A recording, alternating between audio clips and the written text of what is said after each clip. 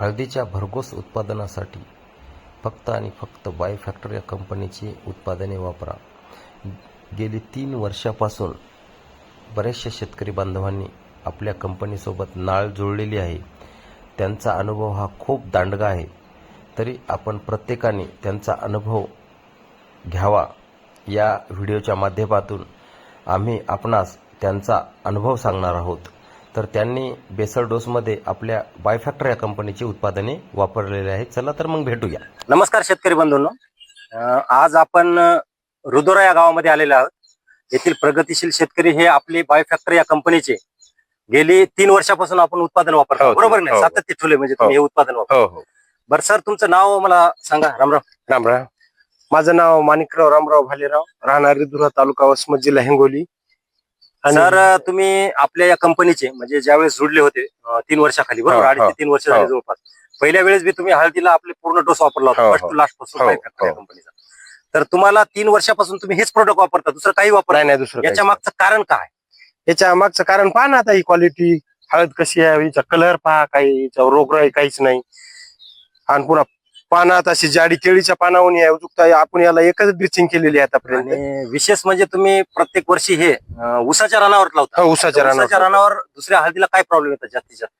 त्याला ओमनीचा जास्त बुरशी येते. बुरशी त्याच्यामुळे उत्पन्न कमी होते. गेल्या वर्षी तुमची ती वाटाला होती, बरोबर आहे, तिथं बी तुम्ही ऊसावर लावली.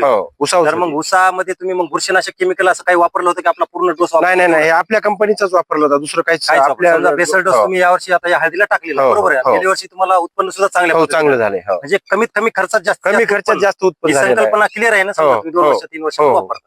ठीक आहे. आता ही जी हळदीची लागवड आहे, तुमच्या गावामध्ये बरेचशा हळदीची लागवड आहे तुमच्या बरोबर. तुमची लागवड कधीची आहे? आमची 28 तारखेची आहे, समजा मेच्या. पावसाचं 28-29 मेचीच लागवड. 28-29 मेची. त्यावेळेस तुम्ही बेसल डोस टाकले? पहिल्या वेळेस टाकलेला आहे. म्हणजे बायोफॅक्टरचा पूर्ण त्याच्यामध्ये तुम्हाला सिंगल सुपर फॉस्फेट बी टाकलेले. तर पहिल्या डोस मध्ये तुम्ही बायोएक्सल डिओ, सुमका, आधार गोड 10 किलोची बॅग होती, बरोबर आहे. छोटी एक 4 किलोची बॅग होती आधार गोडची, आणि इन्व्हेक्टर्स 10 किलो. आणि त्याच्यानंतर तुम्ही सिंगल सुपर फॉस्फेटचे 2 बॅग टाकले, बरोबर. एवढा डोस टाकले. आणि त्याच्यानंतर ते टाकल्याच्या नंतर तुम्हाला उगवण शक्ती सारखी झाली का?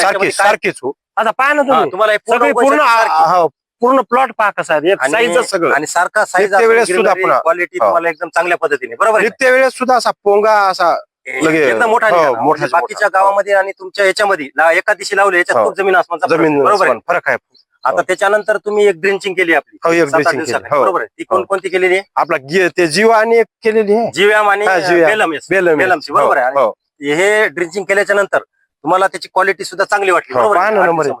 तरी पाणी नव्हतं हो, पाणी अजून क्वालिटी मारित होतं. एवढं पाण्याचा ट्रेस असून सुद्धा कंट्रोल केला, म्हणजे तुमच्या वाढीची रुकलीच नाही. वाढ रुकलीच नाही, बरोबर आहे. म्हणजे तुम्ही समाधानी आहे. तर शेतकरी बांधवांना तुम्ही काय सांगू शकता की बाबा काय, म्हणजे मया मनानं तर हे डोस, बेसल डोस तुम्ही म्हणताल त्या कंपनीचे टाकाय पाहिजे शेतकऱ्यांना. पहा ना, हळद नंबर 1 आहे की काय पाहिजे. आणि आपल्या एवढ्या महागाचे एरिया हे टाकून काही उपयोग नाही आपल्या याच्यात, अशी क्वालिटी नाही. गेल्या वर्षी सुद्धा तुम्ही काही वापरलेलं नाही, सुपर फॉस्फेट, बेसल डोस आणि तुम्ही म्हणता तेच आणि ड्रिंचिंगचे वापरले, बरोबर. म्हणजे गेल्या 3 वर्षापासून तुम्ही हे वापरून समाधानी आहे. जमिनीची क्वालिटी कशी राहिली? नंबर 1 अशी मौसूद, पूर्ण तुम्ही तुमची मऊ होऊन जाते. नरम सूद पहा ना. धन्यवाद.